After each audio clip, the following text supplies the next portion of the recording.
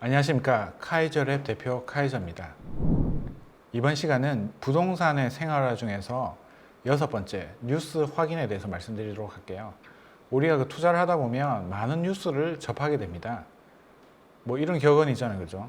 뉴스가 나오면 팔아라. 이건 주식이고요. 부동산은 아니에요. 부동산은 이제 상대적으로 무거운 녀석이기 때문에 뉴스를 보고 시작해도 절대 늦진 않다. 하지만 어떤 뉴스에 따라 다르잖아요, 그죠?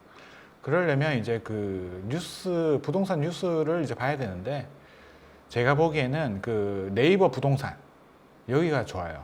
네이버 부동산에 가면 이제 부동산 뉴스란이 있는데, 거기에 보면 하루 동안에 나와 있는 뉴스들을 이제 중에서 네이버 쪽에서 이제 엄선해서 이제 올리는 걸로 알고 있는데, 그 뉴스만 매일 봐도 부동산 투자는 잘할 수 있다 라고 말씀드릴 수 있습니다.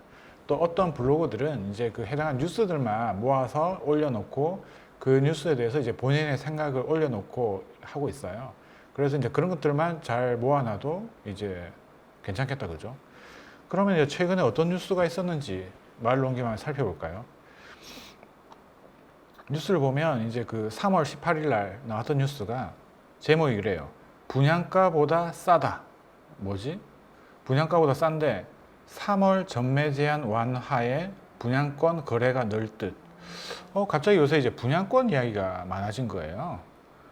그런데 일단 여기서 용어가 우리가 좀 이해를 해야 될 게, 분양가보다 싸다 할 때 분양가, 이건 뭘까요? 우리가 새 아파트를 분양받는다고 하잖아요, 그죠?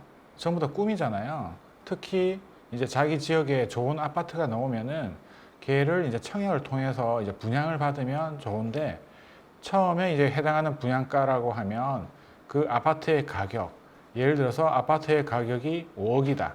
그럼 그게 이제 분양가예요. 근데 여기서 또 알아야 될 게, 이 분양가에는 일반적으로 확장 비용이 빠져 있어요. 이때 확장 비용이 뭐냐면, 예전에는 발코니, 베란다 뭐 이런 게 있었잖아요, 그죠? 그런데 요즘에는 걔들 다 확장해서 이제 나오기 때문에, 예전에 30평대하고 이걸 구축이라고 하잖아요, 예전 아파트. 요즘에 나온 아파트 신축의 30평대 크기가 완전 달라. 예전 구축으로 치면 거의 40평대 정도의 크기를 보이는 게 해당하는 베란다를 이제 확장하기 때문에, 실제로 우리가 생활하는 공간을 전용 면적이라고 하거든요. 그 공간이 상당히 넓어져 있다. 어쨌든 지금 같은 경우에서는 베란다 확장은 거의 필수 같은 그런 느낌이라고 보시면 될 것 같고요. 그래서 분양가 5억에 베란다 확장비 2천, 그리고 뭐 다양한 또 옵션들이 있어. 여기 옵션들은 뭐 에어컨 2대 설치할 수도 있고 4대 설치할 수도 있고, 그리고 뭐 중문을 또 설치할 수도 있고. 그래서 분양가를 싸게 하는 대신에 옵션을 늘린 경우도 있고, 아니면은 분양가 약간 센 대신에 모든 게 다 들어와 있는 경우도 있어요. 우리가 차를 살 때도 보면 외제차 같은 경우에는 옵션들이 웬만큼 다 들어가 있잖아요. 그런 대신에 좀 더 비싸. 근데 국산차 같은 경우에는 옵션을 선택할 게 상당히 많잖아요, 그죠? 대신에 이제 차 가격은 좀 싼, 약간 이런 느낌으로 보시면 될 것 같고. 그래서 이제 분양가는 그렇게 생각하시면 되고, 그 다음에 이제 전매 제한 완화. 이 전매 제한이 완화가 된다. 이게 무슨 말일까? 우리가 집을 사게 되면 해당하는 부동산 경기가 되게 핫해지면은, 분양권 같은 경우에서는 뭐라고 해야 되지? 우리가 이제 분양을 받으면 실제로 집이 생기기 전이잖아요. 우리가 뭐 등기를 치면은 집이 다 완성이 되면 그때 이제 등기를 친다고 하고, 실질적으로 우리가 거기 들어가 사는데, 집이 만들어지기 전의 상태, 그거를 이제 분양권이라고 해요. 그와 같은 것들은 일단 주택이 아니고 이제 예를 들어 거래를 할 수가 있거든요. 그런데 이게 만약에 거래를 할 수 있는 상황인데 그때 부동산 경기가 되게 핫하다. 그러면은 이 분양권 거래가 심하게는 뭐 10번 이상도 계속 거래가 되는 거야. 원래 가격 5억에서 5억 천, 그 다음 사람은 5억 3천, 그 다음은 5억 5천, 6억, 계속 하다 보면 8억, 9억 막 이렇게 돼. 무슨 말인지 알겠죠? 그와 같이 이제 분양권이라는 거는 앞으로 지어지는 이 아파트에 대한 권리라고 보시면 될 것 같고요. 그와 같은 권리들을 경기가 너무 핫해지면 얘들을 제한을 했어요. 제한을 해서 지금은 최대 10년까지 뭐 공공택지인데 수도권에 좋은 지역이다. 그럼 10년 동안 팔 수가 없어. 무슨 말인지 알겠죠? 그랬던 것들이 이제 최근에 아시겠지만 미분양이 많이 나오고 있잖아요. 서울 같은 곳에서도 미분양이 나온 거예요. 분위기가 너무 안 좋아. 그랬다가는 이제 건설사가 넘어갈 것 같으니까 정부에서 이 전매 제한을 상당히 많이 완화를 했어요. 그래서 여러분이 아시는 강남 3구 그리고 용산구 이런 지역들은 전매 제한이 3년으로 줄었어요. 3년만 지나면 팔 수가 있어. 그런데 이 네 곳을 제외한 전국 모든 곳, 가장 대표적인 게 최근에 미분양 났다가 정부가 이제 제도를 바꿔가지고 전매 제한을 1년만 지나면은 할 수가 있다고 바뀐 거예요. 무슨 말인지 알겠죠? 그래서 그 입지가 좋은 둔촌주공 얘들 같은 경우에서는 1년만 지나면 팔 수가 있어요. 그게 언제냐? 올해 1월에 했으니까 내년 1월 정도 되면 얘를 이제 분양권을 팔 수가 있는 거예요. 그러니까 사람들이 상당히 환호를 하겠죠. 빨리 투자금을 회수할 수도 있겠다. 물론 실거주로 들어갈 수도 있지만은 얘를 투자의 개념으로 하시는 분들도 있기 때문에 이런 분들한테는 이와 같은 것들이 상당히 좋은 케이스다. 그리고 지방 같은 경우에서는 지방광역시 있잖아요. 그죠? 지방광역시는 어디가 있나요? 퀴즈입니다. 광역시는 6개가 있어. 6개 중에서 지방광역시는 5개고 하나는 아니에요. 그 하나는 어딜까요? 인천. 수도권에는 인천이 광역시인데 보통 우리가 이제 그 광역시라고 하는데 지방광역시 하는 이유가 인천은 수도권이기 때문에 빼고 지방 중에서 좋은 지역들에 있는 대장들 있잖아요. 그죠? 경상도에서는 부산광역시가 있고 또 울산광역시가 있습니다. 그죠? 그리고 경상북도에는 대구광역시. 그래서 경상도 쪽에는 3개의 광역시가 있고 충청도에는 광역시가 뭐가 있나요? 대전. 그리고 전라도에는 광주.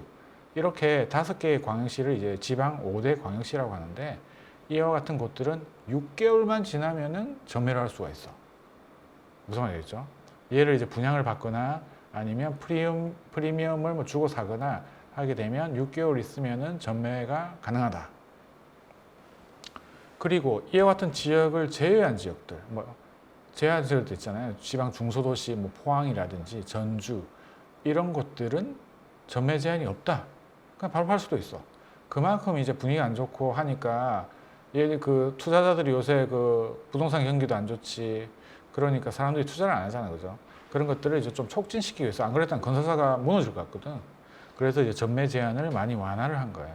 그런데 3월 달에 이제 그 전매 제한이 이제 그 정부에서 규제를 풀어버렸어. 그래서 지금 순간부터는 전매 제한이 아까 말씀드린 최대 10년에서 3년으로 줄고 강남 3구 빼고는 6개월 아니면 1년 아니면 아예 없는 지역에 따라서 이런 상황이 이제 벌어진 거다, 그죠? 그러니까 전국에 이제 그 부동산 전매 거래가 이와 같은 이야기들이 이제 슬슬 나오고 있었거든요. 그래서 한 달 사이에 20%가 증가를 했다. 그 말은 확실히 이와 같은 이제 분양권 분위기도 좋은 데다가 정부에서 이제 거래 자체를 완전 풀어버리니까 많이 활성화되고 실질적으로 이제 미분양 난 애들이 이제 사람들이 관심을 가지면서 둔촌주공이라든지 서울에 보면 이제 장위에 있는 자이 아파트 그리고 광명에 있는 자이 아파트 이런 애들이 원래 미분양이 났었거든요. 그런 애들이 다 팔려버렸다. 그러면서 이제 건설사가 한숨을 돌리게 되는 이런 그런 상황이다, 그죠? 하지만 서울에서도 고 분양가에 해당하는 저 강북 쪽에 있는 모 아파트는 아직까지도 이제 미분양 상태로 남아 있어요. 옛날 같으면 이제 서울에서 미분양은 있을 수 없는 일이잖아요, 그죠? 이와 같은 전매 제한을 완화했음에도 불구하고 여전히 이제 그 미분양 상태로 남아 있는 건 있다. 그리고 이제 좀 더 나아가면 이와 같이 이제 그 미분양이 생기면은 원래 그 해당 서울에서 미분양이 나면 서울 사람들만 갈 수가 있고 그리고 다주택자들은 원래 못 샀거든요. 그런데 지금 정부에서 규제를 풀어가지고 서울에서 미분양 난 것도 다주택자도 가능하다. 내가 집이 많아도 살 수가 있어.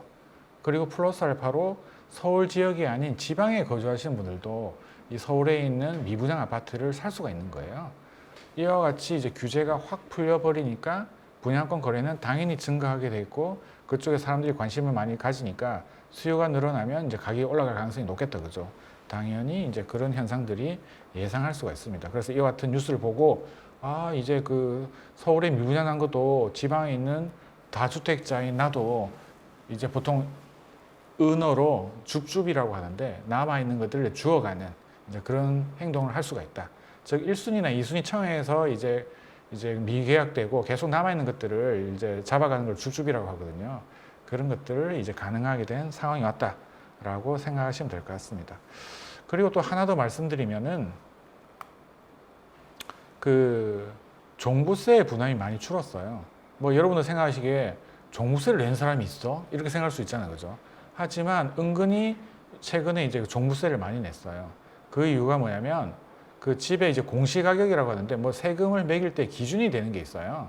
그게 이제 뭐 주택 공시가격이라고 하는데 그 가격을 기준으로 해서 보통 이 공시가격이 시세의 한 70에서 80% 정도로 이제 책정이 되는데 해당하는 이제 공시가격이 너무 비싼 애들 같은 경우에서는 특히나 이제 강남 같은 경우에서는 1주택자 같은 경우에서는 웬만하면 종부세를 안 냈거든요. 그런데 최근에 물론 지금 떨어지지만 떨어지기 전에 보면 서울 특히 강남 지역은 급등을 했잖아요.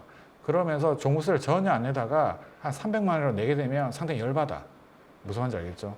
그래서 이제 그 조세 저항도 되게 크고 그리고 어떻게 보면 지난 정권이 종부세를 포함한 세금 정책 때문에 상당히 이제 좀 많이 힘들어가지고 결국은 정권이 바뀌었잖아, 그죠? 그래서 새로운 정권에서는 이 종부세를 상당히 이제 완화시킨 이제 그 상황이라고 보시면 될 것 같고요. 그래서 이제 결론적으로 말씀드릴 때 원래 집이 하나에 쓰신 분은 공시가격 12억까지는 종부세를 안 내게 됐다. 공시가격이 12억이면 현재 그 가격으로는 시세로는 한 15억, 16억 정도 하거든. 그래서 강북에 있는 대다수의 아파트들은 안 넘는다. 15억, 16억.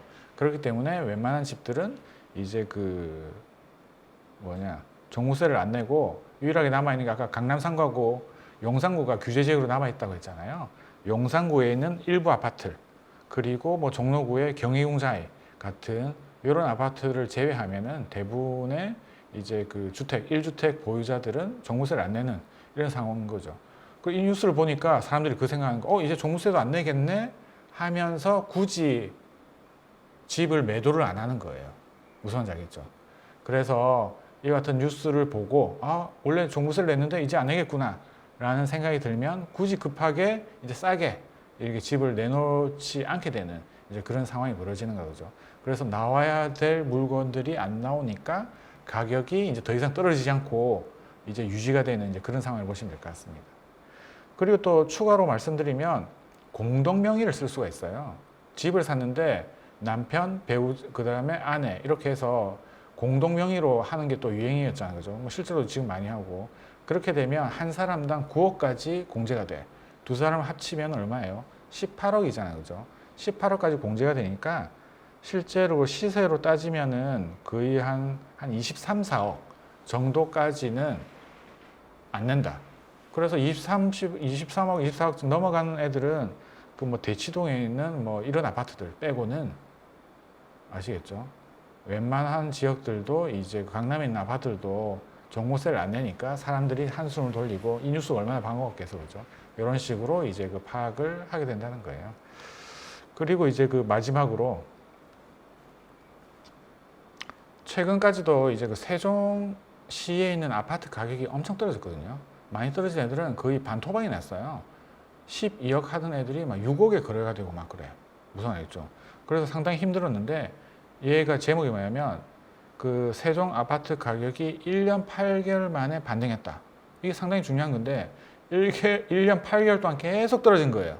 그래서 거의 절반 가까이 떨어졌다가 최근에 한 2, 3주 정도 세종 아파트 가격이 올랐어요. 무슨 말인지 알겠죠? 그래서 지금 이제 이 자체가 어떻게 보면 이제 상당히 뉴스거리에 나온 거죠. 지금 전국적으로 아파트 가격이 오른 지역은 솔직히 하나도 없었어, 거의. 그런데 이제 세종이 드디어 전국에서 이제 아파트 가격이 오른 걸로 나타난 거예요. 그 이유가 뭐 세종이 특별한 게 있는 게 아니고 너무 많이 떨어지기 때문에 가격이 너무 싼 거예요. 거기다가 플러스 알파로 특례 보금자리라는 게 있어. 이 특례 보금자리를 쓰게 되면 매매 가격 9억까지에 대해서 이제 아파트를 최대한 대출 5억까지 받을 수가 있거든요. 그런 식으로 하다 보니까 그 세종의 이제 소형 아파트들을 중심으로 해서 집값이 반등해서 이제 바닥 찍고 올라왔는데도 불구하고 아직까지는 40% 이상 떨어진 거야. 그래서 여전히 싸긴 싸다 그죠. 그런데 아까 소형 같은 경우, 중소형 같은 경우에서는 절대 가격이 싸기 때문에 이렇게 이제 실수요자나 대출을 받거나 가능하지만 아직까지 좀 큰 애들 있잖아요. 전용 면적이 99제곱미터, 지금으로 치면 한 40평대. 이런 애들은 여전히 가격을 헤매고 있고 한 50% 가까이 지금 떨어진 상황. 14억 하는 게 지금 한 7억 정도에 거래가 되고 있어요. 무슨 말인지 알겠죠? 그래서 여기서 또 투자의 포인트는 소형이 계속 올라가면은 뭐 20평대 올라가면 그 다음에 30평대도 올라갈 수 있겠네? 약간 이런 식으로 또 생각할 수가 있잖아요. 그죠? 그래서 이제 이 뉴스에서 우리가 알 수 있는 거는 전국적으로 되게 어려웠던 이런 지역들도 올라가는구나. 그래서 다른 뉴스 보면 세종뿐만 아니고 광명이라든지 용인 수지라든지 서울은 말할 것도 없고 전부 다 바닥을 찍고 조금씩 올라가고 있는 것을 확인할 수가 있습니다. 그래서 이제 이 같은 뉴스들을 그냥 뉴스로만 보는 게 아니고 이 뉴스에서 말하고자 하는 것을 이제 기사를 통해서 우리가 배우면 상당히 도움이 되지 않을까라는 생각이 드네요. 자, 그럼 오늘은 여기까지 하고 여러분들 다음에 만나요.